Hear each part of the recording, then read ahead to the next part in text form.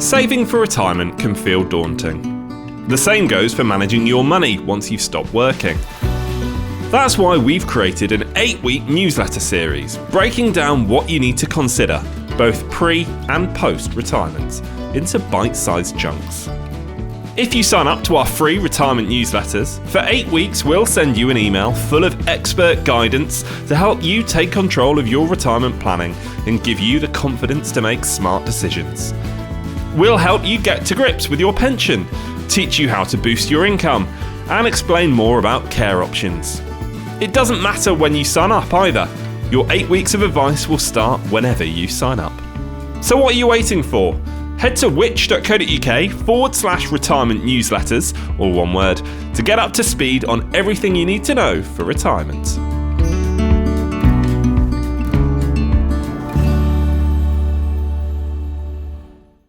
Welcome to the Which Money Podcast, your weekly hit of money news and personal finance hacks to help make you better off. I'm your host, Lucia Ariano, and here's what's coming up this week.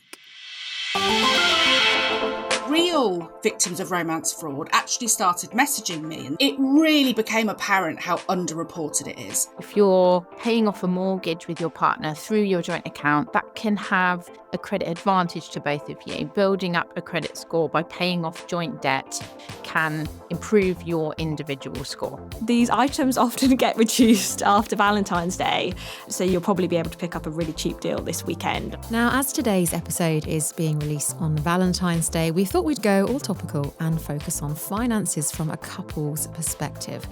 Now, we'll be starting off by going deep into joint accounts and the best ones for 2025 before discussing a range of money-saving deals and advantages for couples.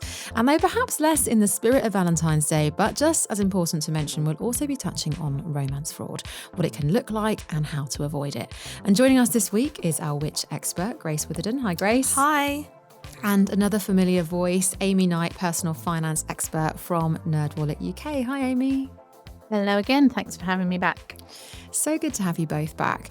Well, shall we start from the top then? Grace, can we kick off with something that really it is for couples as well as friends, family, and even business partners, and that's joint bank accounts. So what makes a good joint account? And I suppose, why would you go for one? So when I look at what makes a good bank account, I'll be thinking about what I need. So do I want a packaged bank account? Do I want a cashback account? Do I want an account that has really good customer service? Do I want a digital or mobile app, or is branch banking really important to me? So if you think about that, a lot of that should be the same of when you're looking for a joint account. You want to think about what type of joint account you and the other party both want, what matters to you, the same way that you would if you were opening a bank account. And Amy, what would you add to that? And I suppose also, why would somebody choose a joint account over another type of account? Having a joint account can actually really help with money management and budgeting. And because we're going with a Valentine's theme, you've mentioned that there are other groups of people that might make sense to share a bank account. But if I focus just on couples who live together, you've got a lot of shared expenses, and having a joint account can help with transparency, seeing where your money's going, and they can be a fantastic tool for couples to manage their costs. As well as helping with budgeting, another benefit of sharing a bank account is that if you're working towards financial goals together, you can hold each other accountable for your spending habits. Both partners have full visibility of how much gets spent in the supermarket, for example, and that can help you both to make smarter financial decisions. And if you're on a shared mission to stick to your agreed budget, then you're both going to end up better off. And also, as Grace mentioned, there are some accounts that come with perks. So, for example, Monzo customers who upgrade to a premium account can get a free Greggs. Some Lloyd's accounts come with a Disney Plus subscription. Some of these perks mean that you do need to pay for an upgraded account. So if you want that in your joint account package, you just need to factor in any monthly fees into your budget, because poor money management by one person could potentially impact their partner's financial health and can even have consequences for your credit score. A joint account means that you have equal access to and responsibility for the money in there. So as well as sharing your financial goals, it's really important to open up to your partner about any worries or financial struggles you've got going on so that you can agree how to tackle them together. And shall we get on to then the best accounts that we recommend? So we've got 3 recommended provider joint accounts to start with. Grace, what are they? And why are they top picks? So actually our which recommended providers for joint accounts are actually the same as our bank accounts. So that kind of makes sense to what I was saying earlier there, exactly, just because it's joint, they still need to have a good level of service. So we have 3 WRPs, and these are Monzo, Starling, and First Direct. So with Monzo, to have a joint account, you must have an existing personal account first. So you can't just open a joint account if you and your partner aren't existing Monzo customers. Monzo's app was rated 5 stars in our last customer survey, and it recently launched some new anti-fraud tools, which we really like. I have previously had a Monzo joint account, actually, with my previous housemate, and I loved the features that it has, reminding us about direct debits, because obviously we only put the amount of money in there that we needed for our bills and our rent. But it meant that if one of the bills was going up in price, like your council tax bill, it'd be like, your bill would be £13 more this month. So it just reminded us to sort of add more money into the joint account. And I find it really clear to know when direct debits are coming out. So the joint account is essentially just exactly the same as if you use Monzo, your personal account. It's just that extra person has access to it as well. And then we also have Starling. With Starling, you both also need a personal account before you can open a joint account, but this can be done really quickly. And Starling, as we often, I think, talk about, has no foreign fees if you're spending abroad. So that's a really great perk, could be really good if you're on holiday together, knowing that you can just take the money from the joint account. It also has a 5-star rated app and lots of spending insights that we really like. So that's also a good one. And First Direct. So First Direct can be opened online as a joint account. And it was one of the 3 banks in our survey to earn 4 stars for its overall service. So you get a £250 interest-free overdraft. Again, no fees for foreign debit card purchases and cash withdrawals.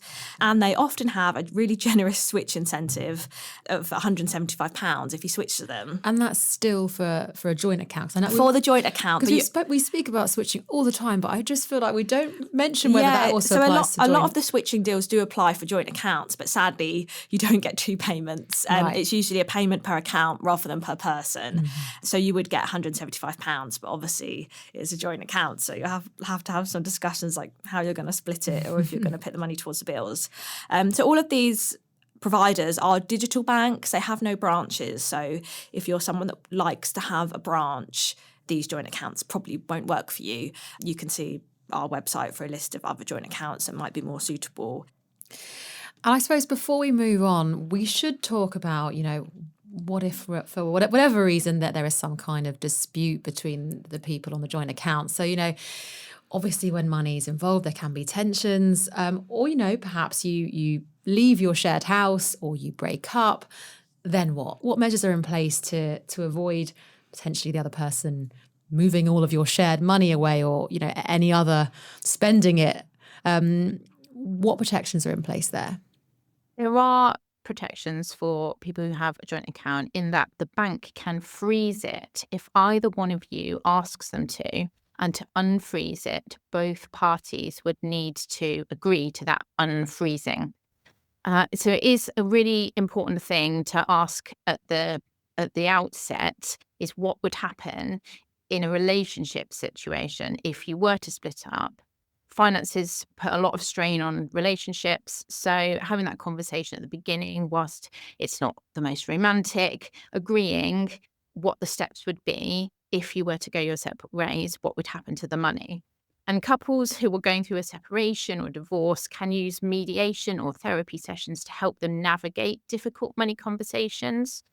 And that can take some time. So in the short term, if you get the bank to freeze the account until the dispute is resolved, and you continue to use your personal account.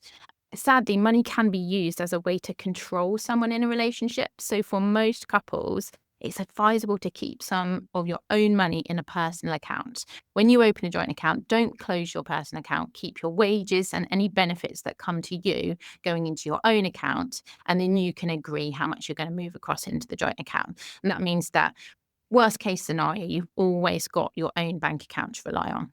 We have mentioned a lot of benefits, but we have also gone through some of the other things that you should consider. It's obviously, it is a big step. I suppose, if anyone listening is thinking it might not be the time just yet for this, for a joint account. So what are some alternatives if not a joint account? I thought I'd talk about a few things that you might not have heard of. So Splitwise is a service that helps people split bills and track shared expenses. I often use this on holiday, actually, with groups. I've just used this weekend when I was away. So I know of a couple that actually do just have their use a Splitwise. So basically, if someone's done the grocery shop, £100, they put it on the Splitwise, put in £100 for the expense. It was split between you and the other party. They owe you £50, and it keeps like a running total. So that could be a quite way of managing everyday expenses. Obviously, it's not, you don't want to be putting the rent and all the bills on there every month, but I think it's quite good for like supermarket or shared expenses like that to keep track of who owes what. And another thing is Hyperjar, which you might not have heard of, but it's like a prepaid card and you can often earn cashback using this app. We've spoken about it before in terms of cashback, but actually you can create shared jars.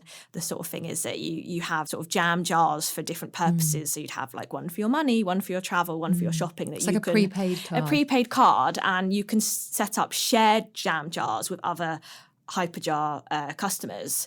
So someone that used to work at Which actually told me that him and his housemates use this to manage their rent and stuff. So they would all put the money needed in this jar, and then I guess one housemate would then organise all the bills. But it was a shared pot for expenses. So it was like, we have this for like household toiletries that we might all be using, like the bin bags and the toilet roll. So they use that, and it's not official because it won't affect your credit score. It's not a joint account. It's a more informal way of having shared expenses. So I think that shows that there are other things that you can use. You don't have to have a joint account. Obviously, if you're living with someone and you have rent and a mortgage, which is probably going to be your biggest expense, you need to have some arrangement for that because it needs to come from one account. And if it's coming from one person's account, only that person has control of it. Whereas obviously if it was coming from a joint account, both people could manage it. But I think there are ways around it. I think every couple usually they know what works for them, don't they? And they have a routine. So you don't have to necessarily have a joint account. And there are always difficult conversations with money. I just feel like talking about money just comes kind of tensions and difficult conversations. But Splitwise, I can vouch for personally because I've used that's very good for hen parties. Yeah. Until you realise that someone's spent, £15 on glitter. And then you're like, you see the bill of I know, things. you get the notifications like, you owe £100. Like, what? It does rack up. But yeah, so it's really good actually, an app for, I guess, shared expenses. Thanks, Grace. Now, after the break, we'll be sharing more ways you can maximise your cash as a couple, as well as dipping into the dark side of finances with a scam that last year caused almost £100 million in losses. We'll be back with more after this.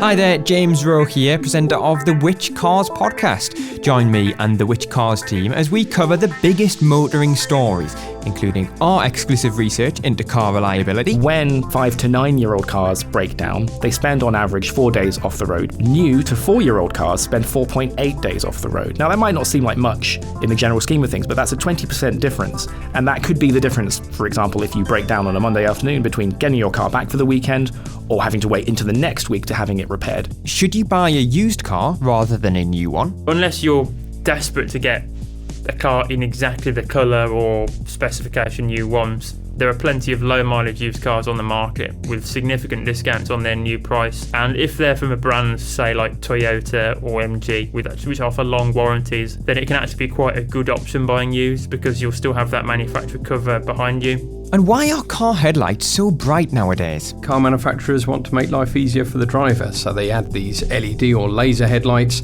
that illuminate the road ahead like never before, which is great if you're driving a car. not so great if you're on the receiving end coming the other way. To listen to the full podcast, head to which.co.uk/cars podcast. You have to be a Which member to listen, but you can get a membership for 50% off the usual price. All the details are on that page, which.co.uk/cars podcast.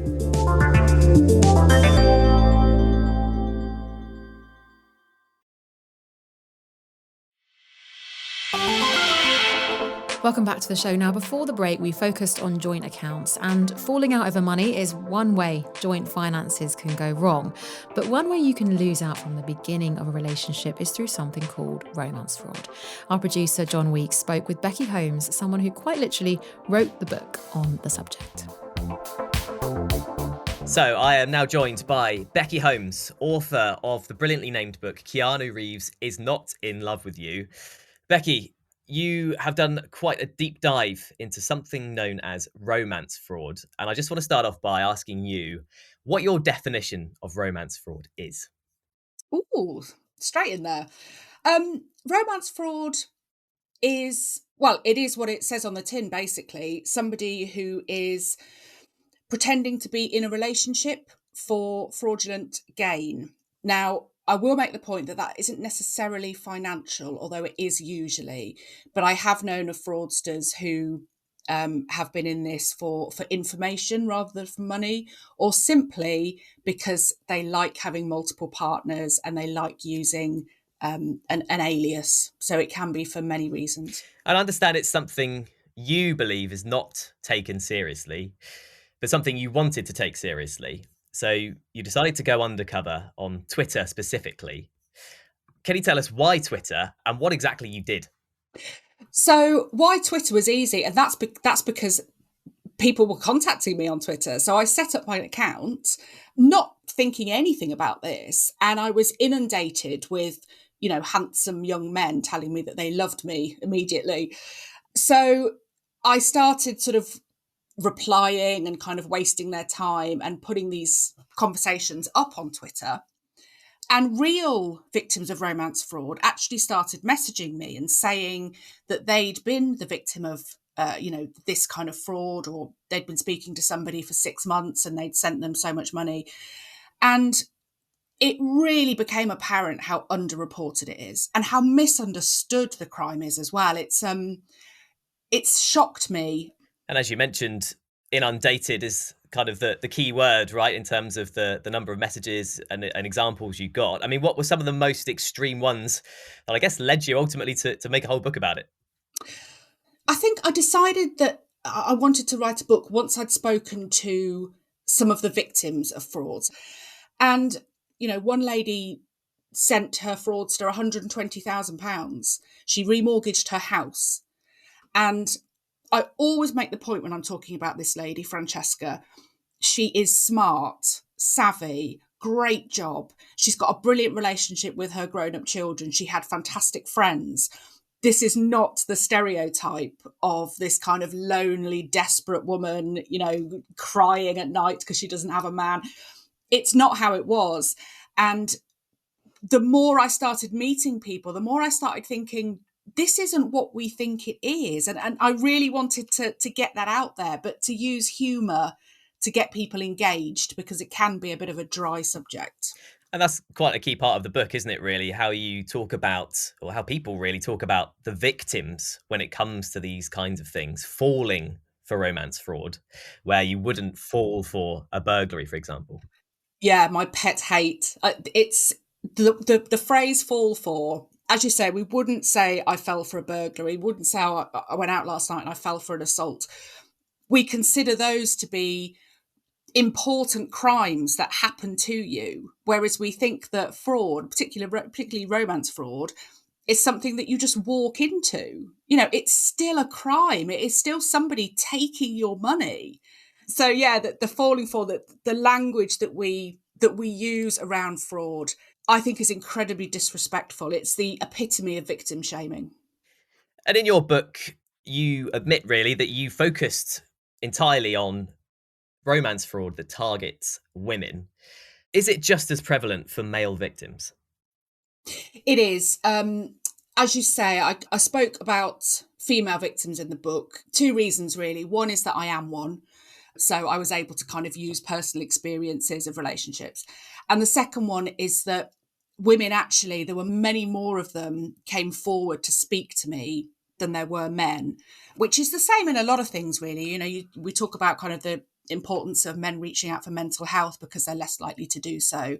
It seems anecdotally that men are less likely to report romance fraud. So statistically, it's 50-50 between male and female victims. But crucially, there are some differences in terms of how they are approached. So, stereotype as it might be, it seems to be the case that mostly women are targeted through kind of offers of romance and love and companionship. And often, not all, but often men will be approached by some kind of sexual message or, you know, kind of the sharing of images or something like that. And that then leads on to sextortion cases where they're blackmailed with images of themselves. So it's a slightly different outcome a lot of the times between men and women. And I imagine with your book, one of the key things you want to achieve with it is awareness of what to look out for, what to avoid. What would you say are the most prevalent, the most important signs that you're a potential victim of romance fraud? So there are quite a few. Firstly, if you are approached by somebody on social media, it's important to register that romance fraudsters, there are a number of jobs that they like to say that they've got. They're kind of the tried and tested. So military, someone on an oil rig, pilot, a doctor working abroad, essentially any job which we see as trustworthy and gives them an excuse as to why they can't meet you because they're overseas. Secondly, what romance fraudsters will do is try and get you off a platform almost immediately. So if they have a fraudulent account on Twitter, they know that they can be kicked off there. So they will very quickly say, I can't speak on here for very long. Can we talk on WhatsApp, Google Chat, Telegram? One of these services that's encrypted. So they can't be kicked off. Once they've got your details, that's it. So it's very important, you know, whether it's on a dating site or Twitter or Instagram, whatever it might be, have to think to yourself, what's the reason that they want me off this platform so quickly? What's the hurry? And thirdly, I would say it's not something to look out for, but it's something to do, and that is to try a reverse image search. So sometimes when a handsome kind of 26-year-old soldier messages you, just put their image through a reverse image search. A program like TinEye will do it. Now, often you'll see that that person's image has been used hundreds, if not thousands of times, and you can be damn sure then that that's not who you're talking to. And do you have any success stories, Becky, in terms of people that overcame romance fraud or fraudsters themselves that were sort of caught in the act? I guess in terms of success story, the lady that I spoke about that remortgaged her house, she actually got her money back, which was fantastic. Now, what I will say is she was incredibly tenacious. You know, I sort of spoke about how savvy she is, and she did not let this go. She went through the bank, she went through the financial ombudsman, and eventually the ombudsman ruled that the bank had to repay her money because they didn't spot any of these signs. You know, this lady had up until then kind of sent maybe £1,000 here and there, and suddenly she was sending chunks of 30 grand. So the bank should have spotted that change in spending. In terms of other, I guess, success stories, there aren't really any, because the problem with romance fraud is that even if you get your money back, it's the emotional harm that's worse, because you've lost all trust in other people. And crucially, you've lost trust in yourself as well, because you start doubting your own judgment about everything. So if you've been the victim of romance fraud, even if you were to get your money back doubled, you've still lost a lot more than people might first think. Fantastic. Thanks so much for being on the podcast, Becky. You're welcome. Such an interesting discussion there. Thank you so much to Becky for chatting with us, and thank you, John, for picking that up. And we've got loads more advice on romance fraud on our website, and we'll pop some helpful links in the description of today's show. Now, let's get back to some more positive advice. And I understand that there are some tax benefits to those who are married or in a civil partnership.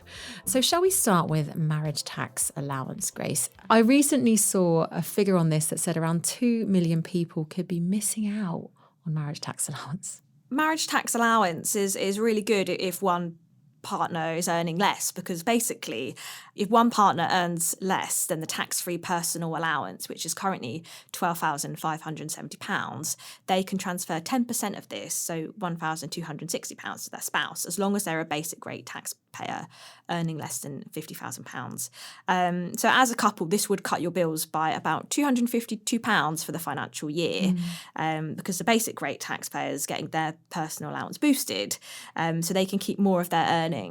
And there are other allowances that you can get as a couple. So the big one is that if you're married or in a civil partnership, there are inheritance tax breaks. So couples can combine their tax-free allowances. So up to £1 million can be inherited if a family home is passed on to children or grandchildren. And you can also inherit a private pension from your spouse without paying inheritance tax on it. And you can also shift your savings to your partner to maximise your tax-free allowance. So basic rate taxpayers can earn £1,000 in savings interest each year before paying income tax, while higher rate taxpayers can earn £500. But if you've used your allowance and your spouse hasn't, you can give them some of your savings to make sure that you both max out your personal savings allowance. So that's something also to consider. Again, I think we'll probably drop a link to this one, to some of the allowances you could get, because it's definitely worth having a look if it's something that you think you could benefit from. And I should just say on that point there, if the words inheritance tax are setting off alarm bells for you, we did do a show specifically on inheritance tax last week, so do go back and have a listen to that. There are so many tax breaks there, so definitely worth considering if any of those apply to you. And there are also a lot of just general deals that couples can take advantage of too. Yeah, there are good ones to look out for, especially if you've got like a high your sort of like personal expenses are getting higher for like streaming subscriptions or leisure. There might be ways that you can cut that bill down. So some gyms offer discounted memberships for couples, and there's other things that offer couples discounts. So National Trust, for example, you can get a 2 adults together membership. With that, 2 adults is £151 for a joint membership. But if you were having an individual membership, it would cost £91 versus the £75 each if you had that joint membership. So you'd be saving money there. And you might think, oh, can I just get that with my friend? No, well, actually, with this one, unfortunately, you need to live at the same address, but it could work well if you're siblings or you live with your friend. So it doesn't have to be that you're in a relationship. There won't be a test at the desk or anything. But sometimes you do need to live at the same address, which you wouldn't necessarily always do with your friends and loved ones. Couples can also take advantage of a 2 Together rail card, and this cuts the cost of travel by a third on off-peak journeys, and it's only £30. And again, this isn't restricted to couples. That if you're single, it might be less likely that you'll travel with one person that regularly enough to take advantage of the discount. And I actually got caught. I've had one of these for ages with my partner, and I got caught out recently though, because it was quite frustrating really, because we bought 2 train tickets with the discount and then I couldn't travel. But my partner thought, I'll be fine because I've still got her ticket. But actually, he was asked to buy a new ticket on board. Oh, that's so frustrating. It is, yeah, because especially because you couldn't, it's not, you had every intention to go. And actually, the cost of 2 discounted tickets is higher than the cost of 1 full price. So it's like they're winning anyway. I know. I think always have to be careful with some of these terms and conditions because you can really get caught out. Totally. Keep an eye on the terms and conditions, as always. Well, before we wrap up then today, I mean, we've covered a lot already in so many kind of spaces on this. Any final advice? Amy, I know before the show you mentioned money dates. What is this? Can you explain? Yeah, I mean, who says budgeting isn't romantic? I really love the concept of money dates. Essentially, this is time for you and your partner, whether you live together or not, or whether you've got a joint bank account or not. If you've got shared financial goals and money aspirations, a bit of time once a month that's dedicated to finances, where you can look at what you've been spending, you can go through your bank account, you can look at how your savings are progressing. And if you pair that with something you enjoy, whether that's going to your favourite cafe and getting hot chocolate, or maybe sitting at the kitchen table with a really nice glass of wine, then it doesn't feel so boring or so much like a chore, and it can drastically improve your financial well-being as individuals and as a couple. And then my other tip is for people who, as it's Valentine's Day, may be rushing out to get a last-minute gift. I would recommend talking to your partner about potentially clubbing together for a joint gift rather than each of you spending your own money on something, particularly if you live together. And I've written about this on the NerdWallet website, but I did some maths on how much you could save if you clubbed together and got yourselves a coffee machine. If you were to buy one of those, instead of spending £4 a day each on your trip, your coffee that you get on the way to work, and then maybe more coffees at the weekend and a little cafe date, that could add up to £2,500 a year just on coffee. That's before you add in any cakes or treats or anything. You get the pod-style coffee machine. You can get it for as little as £20 if you go to a second-hand site like Gumtree or Facebook Marketplace. And you can buy supermarket pods, getting your loyalty points while you shop. And they work out at about 30p per coffee. So that's what my partner and I did last Valentine's Day. We're both big coffee drinkers. So instead of buying separate gifts, we put our money together and we got ourselves a machine. And it does kind of get to the point where you're trying to think of ideas for gifts. I always hate that, and at Christmas too. You know, when you're just trying to rack your brain for something for someone to buy someone, or for someone to buy you, and it just feels a bit silly. You know, I suppose these are all kind of constructs, aren't they? But that's a great tip. And I mean, Grace, is there anything else that you'd add? I mean, will you be buying Valentine's gifts this 14th? I know we briefly touched on some of the deals earlier, but I tell you what deal I really like at Valentine's, and it's those Valentine's Day meal deals that they do in M&S and Waitrose. I think they're really good deals. So for the last couple of years, we've really like taken advantage of that, because you get so much. Sometimes you can get like a starter, a main, a side, and another side, and usually and a bottle of wine. And usually, like, we might not even have that all in one evening. We might have that over 2 nights. Because some of the starters and the sides are like massive. And also, these items often get reduced after Valentine's Day. So you'll probably be able to pick up a really cheap deal this weekend on some of these items, like the Valentine's items, like steaks. And I think I got some like £2 steaks last year, which went straight in my freezer. So yeah, I do think that sometimes with these Valentine's things, it's worth looking at, would I use this deal? Like, would this benefit me? I really enjoy that deal. But I'm definitely not someone that's going to be getting roped into like the old overpriced like chocolates or flowers or anything like that. I don't need to, I think I'll keep my money in my purse. Well, some amazing advice to end with, and some lighter notes, which I'm pleased we reached through some of the darker bits. But thank you both so much for joining us today. It's been a really useful episode. Thank you. Thanks so much. Well, thanks again to Grace and Amy for coming on the show today, and to Becky Holmes for speaking with us, and to you for listening to this week's episode of the Which Money podcast. If you enjoyed today's show, please do hit subscribe to make sure you catch our new episodes as soon as they drop. For daily money news and advice, you can find us on social media at Which Money and online at which.co.uk/money. And we also have a free money newsletter, which is delivered to your inbox every Monday. To sign up, visit which.co.uk/money newsletter. This episode of the Which Money podcast was presented by me, Lucia Ariano, produced by James Rowe, and produced and edited by John Weeks.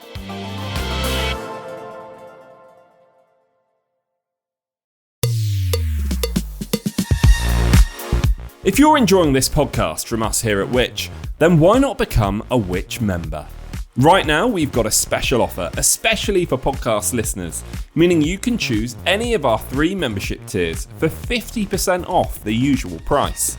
Starting at just £39.50 for a full year, you can get Which magazine delivered direct to your door.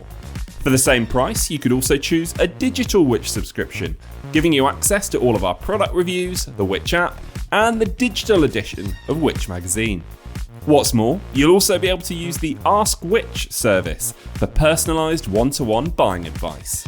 Or why not get a full access Which subscription for just £49.50 for a full year? Don't forget, that's 50% off the usual price. To join Which or to find out more, just head to which.co.uk/podcast offer. That's which.co.uk/podcast offer, or click the link in the description for today's podcast for 50% off a Which annual subscription.